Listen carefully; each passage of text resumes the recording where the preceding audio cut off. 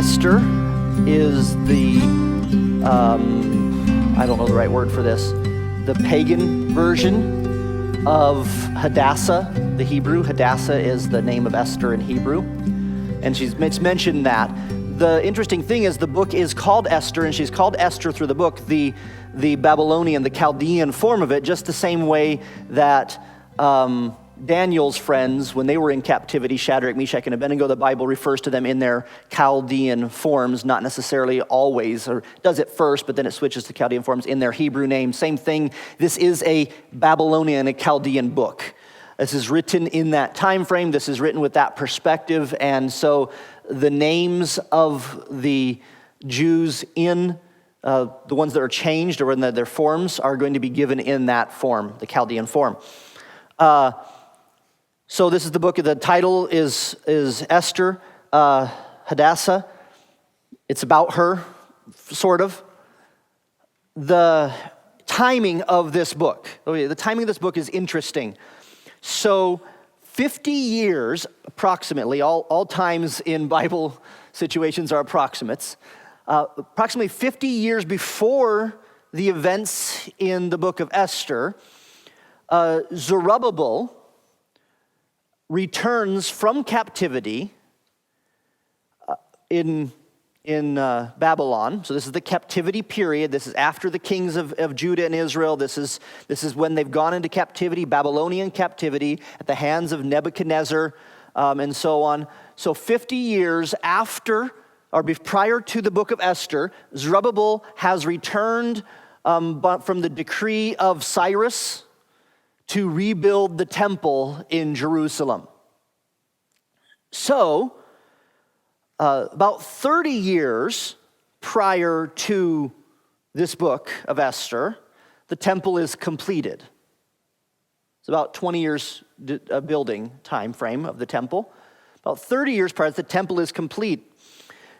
Esther takes place, the story of Esther takes place during or right after approximately, if you go and you read histories, you'll find a little bit of contradiction in the exact timings of all this, but approximately the time of the second wave of refugees returning back to Jerusalem. During the time of Nehemiah, the building of the walls. So the temple was built first in the return, and then the city was built second. So this is what's going on back in Babylon when most of Israel, most of the Jews are returning to Jerusalem, to Israel. It is, and I want to be very careful with the book of Esther because people it's amazing to me. Look at Bible study on Esther and you will find far more assumptions and from that attempts at application then you will find facts about the book. I one time heard an entire sermon preached on the person Vashti in the book of Esther, who is mentioned just briefly, and it's really just to set the stage of the book. She's not presented as a moral or immoral character. She's just presented as a character because it helps us understand what happens. But people sometimes they like the less information, the more they like to preach sermons on it, it seems like sometimes. So you'll find a lot out there about Esther, but the reality is it's a bit of an enigmatic book. We don't have a lot of information about what's going on. The people involved, Esther, Mordecai, Haman, Vashti, these people, aside from King Xerxes, or as he's called here, Ahasuerus, aside from him, these people are really not found in any other historical documents. That's not to doubt their existence, because I wouldn't be found in any historical documents.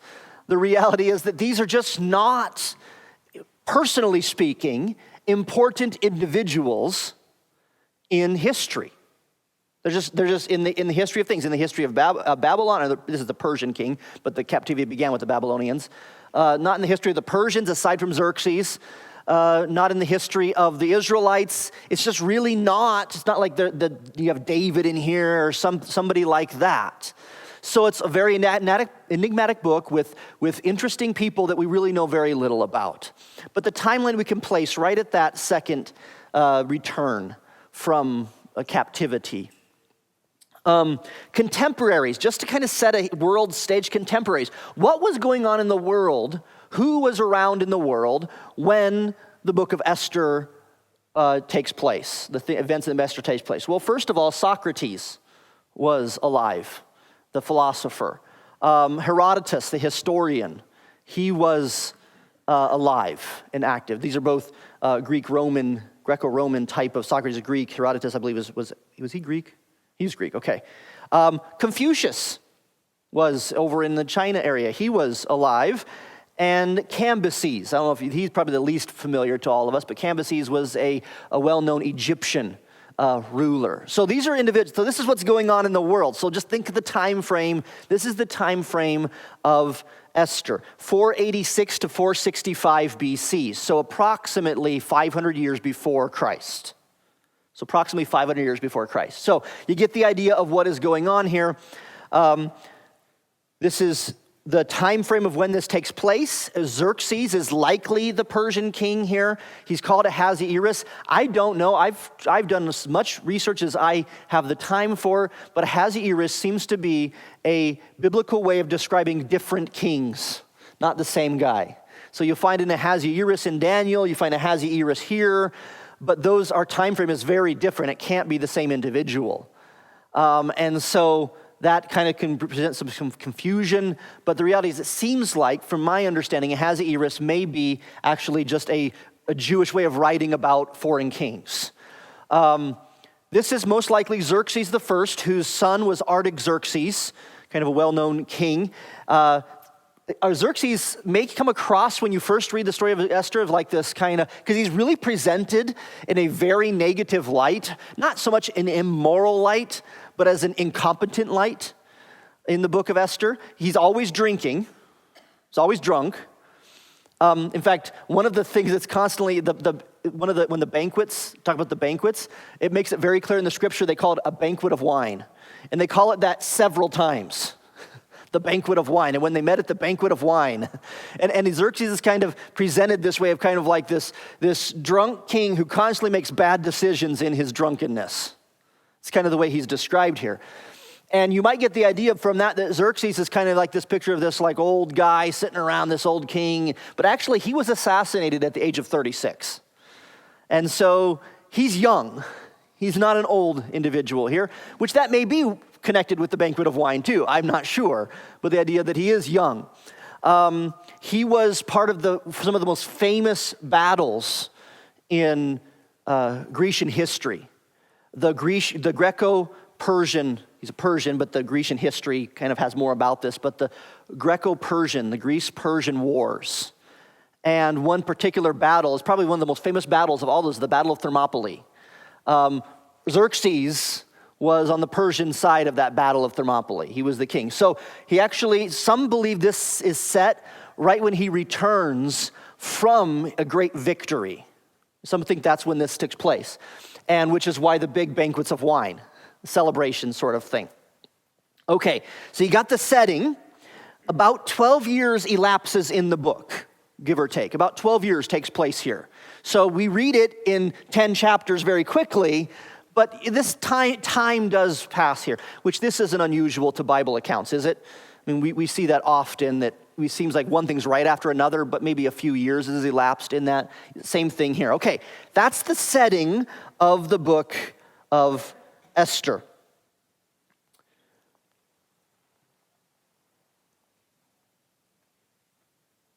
The structure or notes about the book is also interesting before we look at the context. Let me just ask a quick question, raise of hands. How many of you feel like you're pretty familiar with the plot of Esther? Raise your hand. Okay, good. I'll be brief then on the plot because most of you say you're pretty familiar with it. We'll be brief on it. This is the big picture. For those that don't know, the big picture plot of Esther. Esther is a Jewish girl living in captivity with her uncle Mordecai. The king, being the drunk that he is apparently, gets displeased with his lead wife. Don't think it's his only wife. There's a harem involved here. But his lead wife, he gets displeased with her.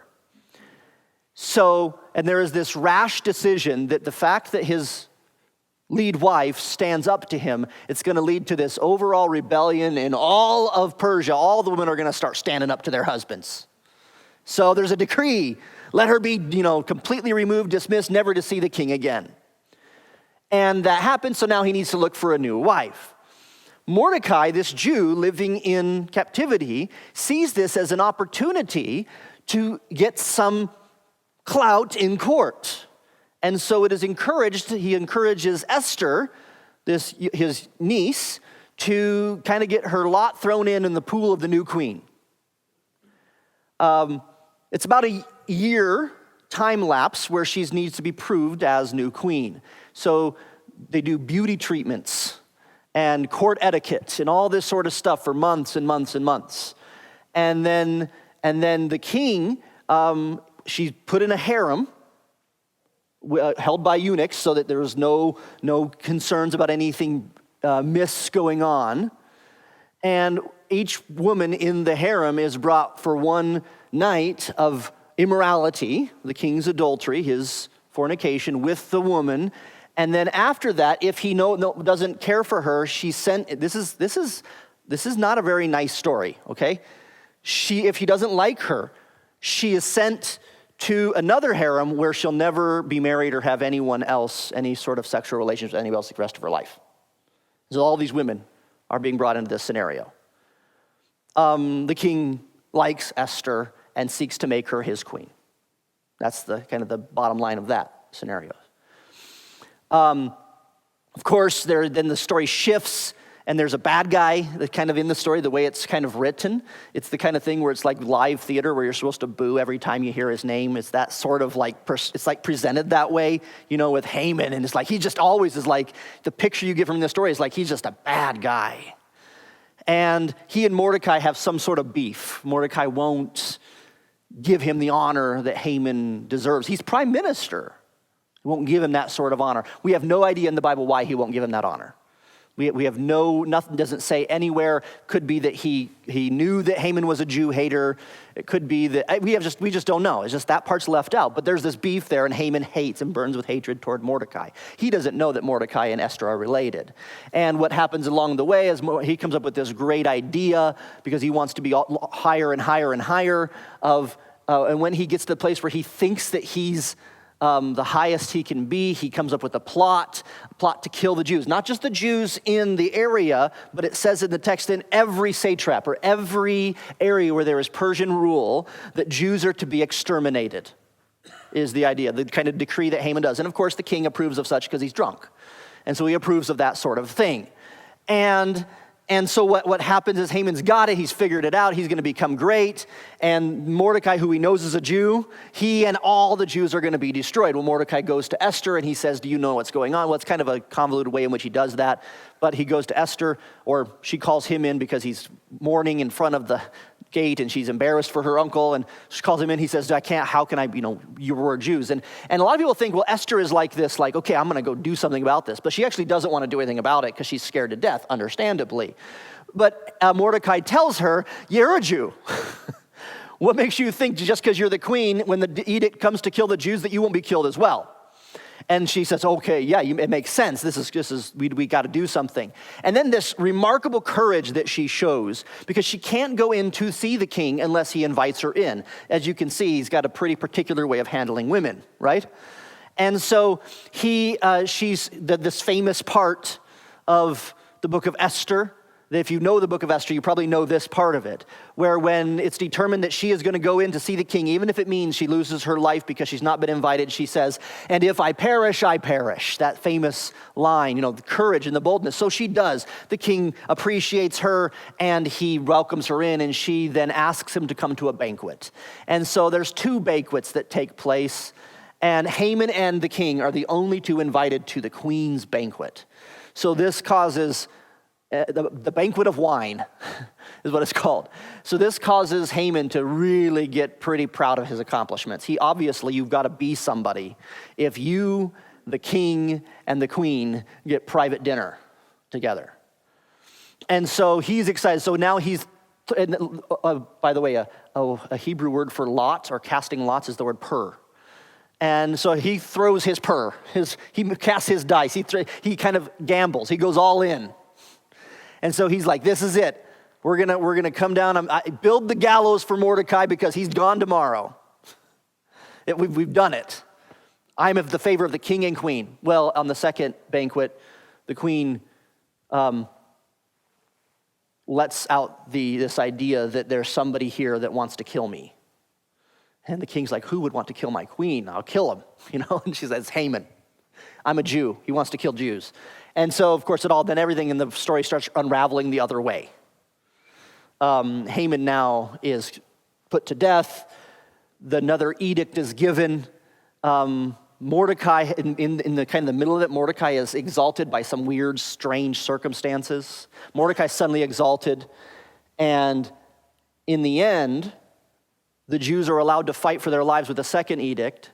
Mordecai becomes the prime minister instead of Haman.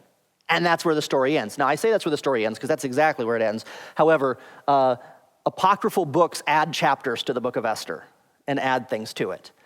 Very clearly, they're apocryphal, but there's just, if you read in the Catholic Bible, they include them. For example, if you ever pick up a Catholic Bible or a Catholic website, it would have all sorts of things that aren't in this book here. So that's the big picture. That's the plot of Esther. Strange story indeed. The structure is interesting. The structure does just exactly as I said. It kind of starts with the king's greatness. Xerxes, it's kind of like a chiasm, right? Xerxes' greatness and Mordecai and Esther's lot that they cast to try to, the lot means like the dice. And the idea there, everyone's taking their chance in this book.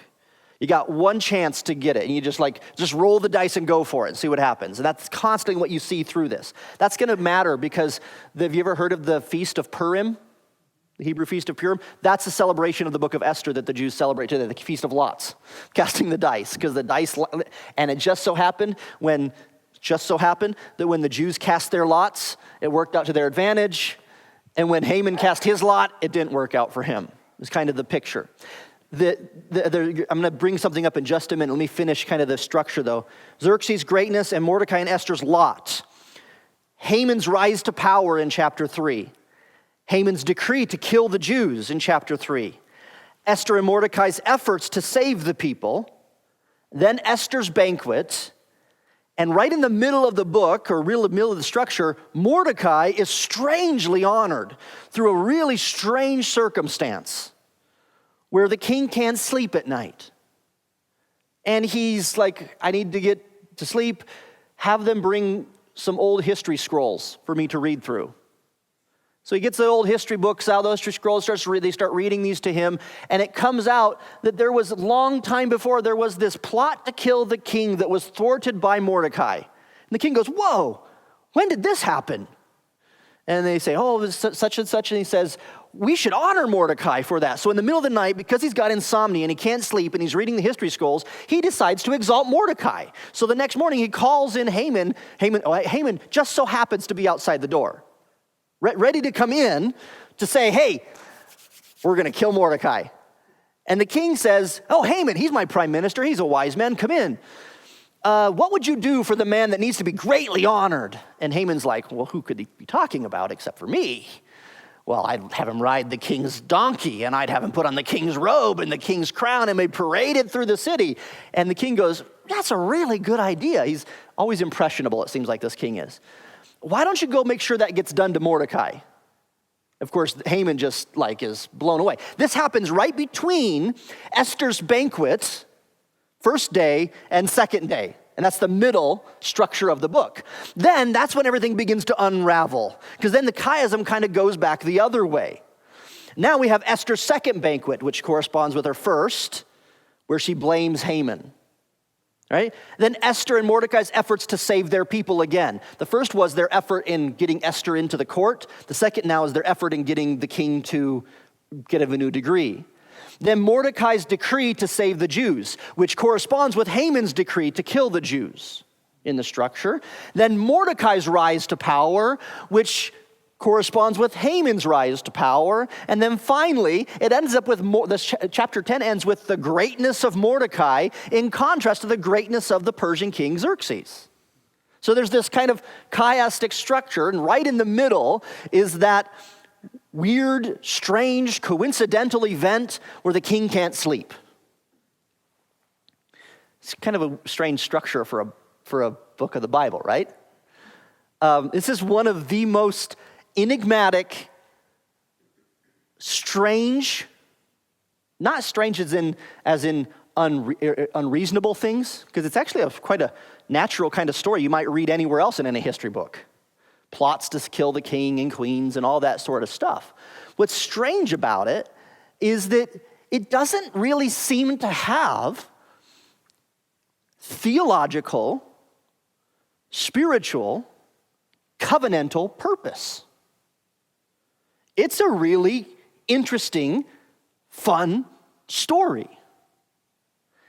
To take that a little bit further, in the book of Esther, not the Catholic apocryphal accounts, but in the book of Esther, there is not one reference to God. There is not one reference to Jehovah. There is not one reference to the Torah, the law. There is not one reference to promises, covenants. There is not one reference to Abraham. There is not one reference to David. There is not a reference to any of the other theological covenantal words or things found in nearly every other book of the Bible. There are theories that the book of Esther somehow in the Hebrew has a sort of like acrostic of Jehovah or different things like that. But if you just read it at its face value, it's not really, God's not there. Now this is important because what then is the theme? How do we know? So we can know what the theme of some things are because it's simple to find, but what's the theme of Esther? What's the point of the book? It's a really big question. Now, I'm just going to throw this out, but I want to see if you can answer this, but please don't answer with just normal Christianese. Like if you were just reading it for the first time, pretend you don't know the rest of the Bible, okay? What's the theme of the book of Esther? You got to pretend you don't know the rest of the Bible. It's hard. Okay, the preservation of a people on the verge of genocide, right?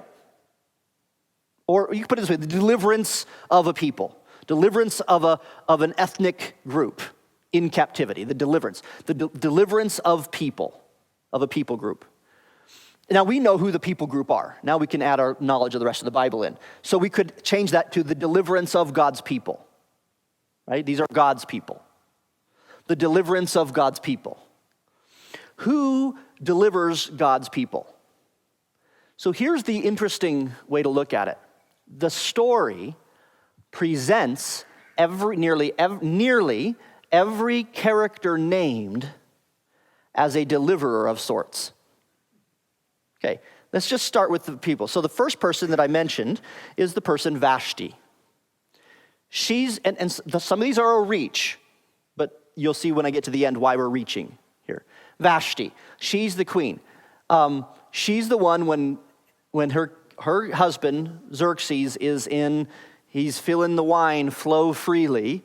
He says, "Bring out my wife so she may show everybody her beauty." She refuses. We have no idea why she refuses. It's speculation to say because what he was doing was an immoral act or a moral act. It just doesn't describe it that way. For some reason, she refuses. Her refusal sets everything in motion. And I know this is a what if, but I just want you to play the game with me. Because I think this book invites us to this. I believe the Spirit is inviting us into this. It's kind of like how Pastor Kids, when talking about Ecclesiastes, invites us to not just jump to the conclusion, but kind of like think through life. Without Vashti's refusal, Esther does not become queen. The Jews are destroyed. Her refusal. She's a deliverer of God's people. But she's incidental, right? But it's kind of like, yeah, she does. I get that, if she doesn't refuse, if she doesn't stand up to the king, none of this happens. But you could say that about anything. True. Okay. So we'll just put her kind of like she's a quasi involved in the deliverance of God's people, right? Xerxes, he delivers God's, he's the one that issues the edict that says that they get to defend themselves from their attackers. They have the right to own weapons. He's a deliverer, right, of God's people. But why does he issue that edict? Who issued the first edict to kill all the Jews? He did. Haman comes to him, right? He has to have the king issue the edict. The prime minister gives, but he's fixing a problem he created. So that is a sort of deliverance, and that's kind of in our world today, in our culture today, that's like typical politician deliverance, right? I've got a problem, I've got a fix for the problem I caused. But that's the sort of deliverer he is. He's a deliverer who issues an important edict, but it's because he created the problem for the edict needing to be issued in the first place. So he's sort of there. Can we even say that Haman is a deliverer in this setting? Well, mostly not, but who built the gallows that Haman was killed on? He built his own gallows, which some Hebrew scholars think that this actually means stake. In the Hebrew word, it just means basically gallows is a word, but it just means wood is all it means in the Hebrew. So something being impaled on a stake was a common Persian form of punishment. So that's what that means in impaling. But regardless of that, his own arrogance and pride, his push for power, and even to the point of building the own mechanism that kills himself, the greatest enemy. So in a kind of a perverse way, he delivers the people by creating the scenario for him to be killed. So that's sort of like a deliverance in the scenario, but not fully. But now we're getting to a little bit, now we're moving kind of past those more enigmatic ones and kind of moving a little bit closer. So the Jews, the people, they're mentioned here, the Jewish people. They are allowed under the second edict to take up swords and weapons and to fight against. In a sense, you could say they delivered themselves, right? They killed their enemies who attacked them. That's not an uncommon way for us to think of deliverance, right? If a individual was killing my family and I take personal defense weapons and I kill that intruder who's killing my family, I think the world would say, I saved my family, right? But they only do so at the king's edict. They only do so because the law allows them to.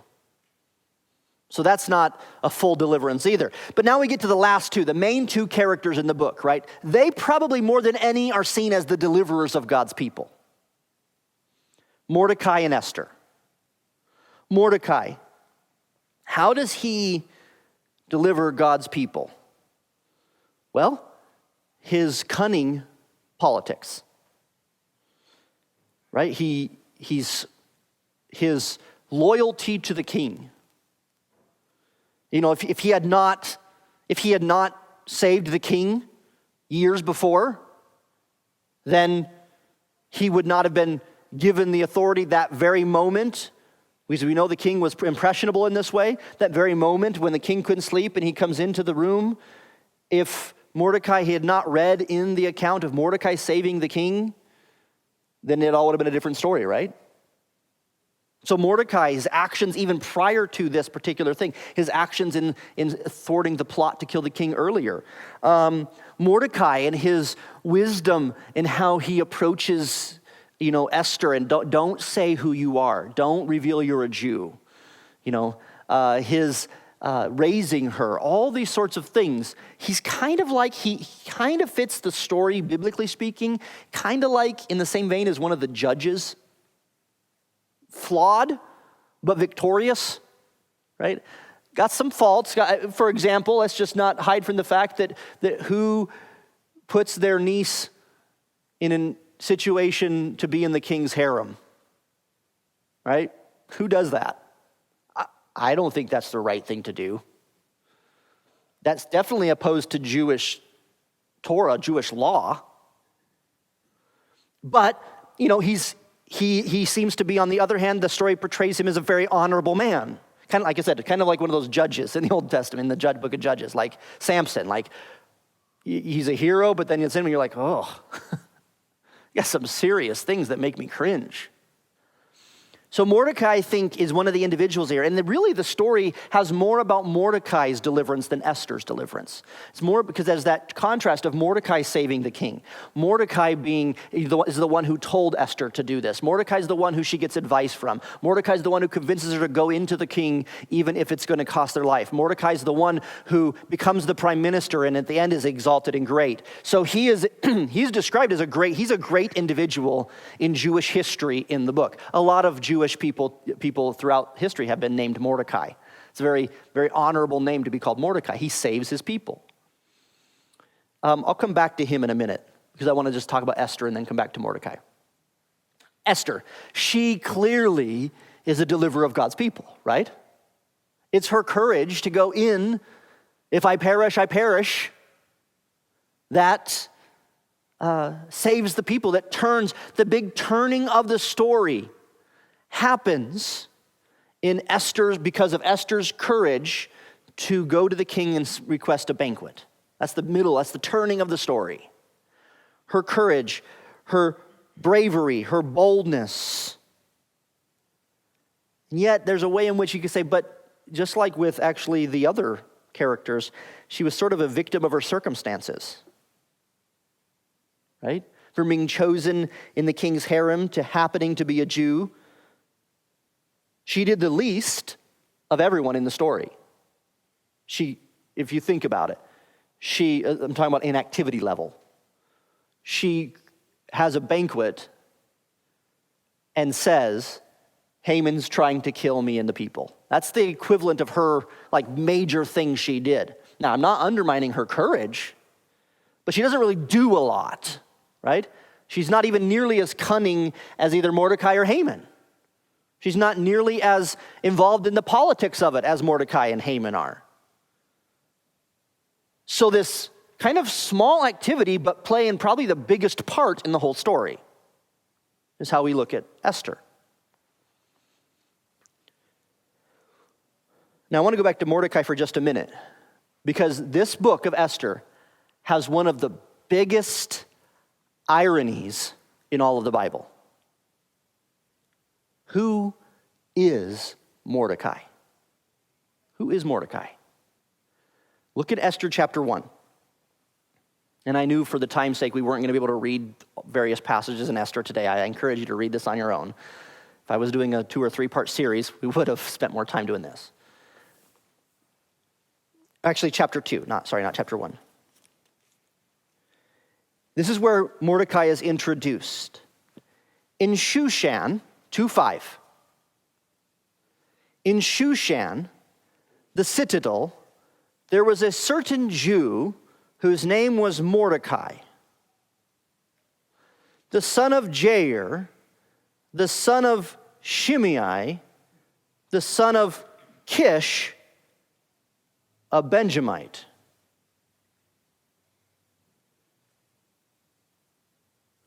Any names in there ring a bell? Kish? Shimei?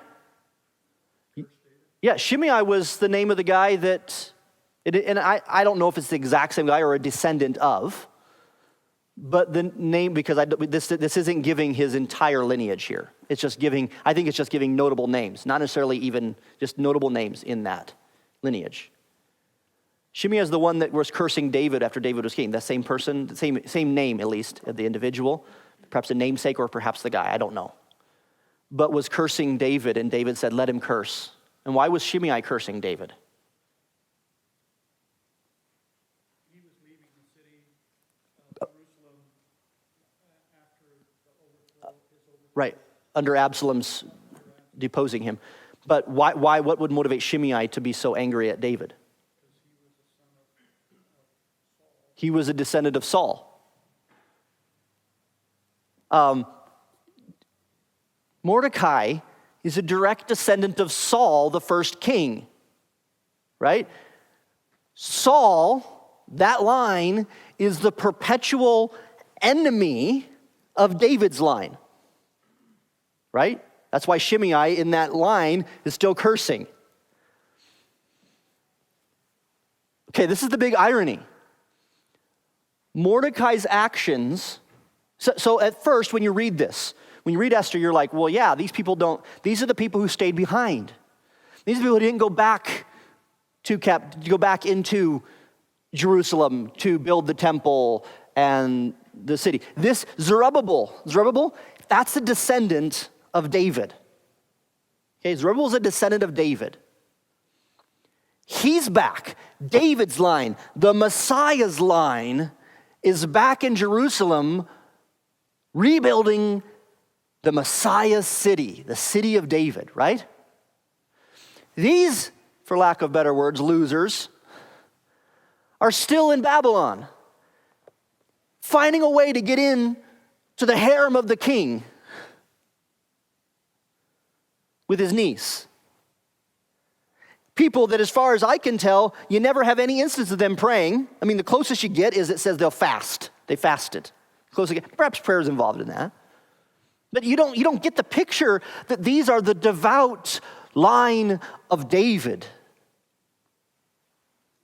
And yet in the weirdest, ironic twist, it is Saul's descendant Mordecai, who actually saves David's descendant, Zerubbabel. Why? Because remember, the edict to kill the Jews went where?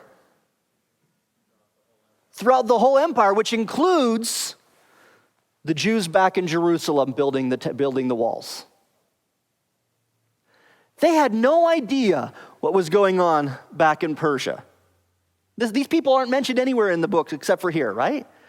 And yet, God uses an enemy of David, Saul's descendants, to actually be the very ones human means to preserve the line of David, aka the line of the Messiah, aka Christ. What? This is the biggest irony in the Bible, I think. The biggest turn of events. We thought we were done with Saul. After all that business. But here, in the captivity, we find Saul's descendants show up again. Now, I'm out of time. So we have to give the final point. So who saved? Who really delivered God's people? The book of Esther invites us in a journey.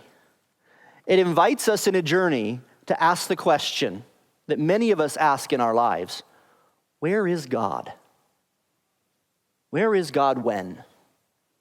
Where is God when this? Where was God? You know, the book of Esther, the author of the book of Esther wants us to ask that question. That's why I think God is left out of the story completely. He wants us to ask, where is God? And yet, everywhere, who's doing all of these things? Who's really delivering God's people? I mean, who's giving the king insomnia in the middle of the night to read a history book from an event that took place many years before, from a Jew who was in captivity, who didn't really know what he was doing? There are so many crazy coincidences from a human perspective. Just crazy coincidences. Things that don't, it's wow, that per really lined up well. You just rolled snake eyes or whatever it is, I don't know. You just rolled the dice and it just whoa. You know, if you like to play cards, you got the flush. You know what the chances of that happening is? That's the idea here. You got the royal flush. What are the chances of that happening? What are the chances of Esther all working as it does? It's so uncanny. One who reads the story through the lens of faith says, the chances are so slim. There's only one reason why all these things lined up so perfectly: to preserve a people thousands of miles away, so to preserve a lineage hundreds of years later. There's only one way that lines up. the silent sovereignty of God. The silent sovereignty of God. The word we use to describe silent sovereignty is the word providence. Meaning God at work in 1,000 ways. And we, as humans, think, like Esther did, well, I guess it's on me now. And Mordecai, here's what you got to do. Here's the way we got to work this out. And Haman, here's how I can make myself better. And Xerxes, have another glass of wine. You know, we're doing all these things, and God is doing things 10 times better, more effective, in a way that fulfills his sovereign, theological, soteriological purposes. So, this story is about the deliverance of God's people, but it's about the silent sovereignty of the God who delivers. And if God is silent but sovereign in the book of Esther, then look through your life, look through your week, and believe in the silent sovereignty of God. He is just as active, just as much at work in all the things happening in your life, because he has not changed since the book of Esther. So, we're out of time. I wish there was more that we could look at. I wish we could read. I had all kinds of passages written down to read, to kind of see all this out, but you're going to have to do that on your own since we're out of time. But Esther, fascinating book. Spend some time in it and trust and believe and grow and lean into the silent sovereignty of God. Let's pray.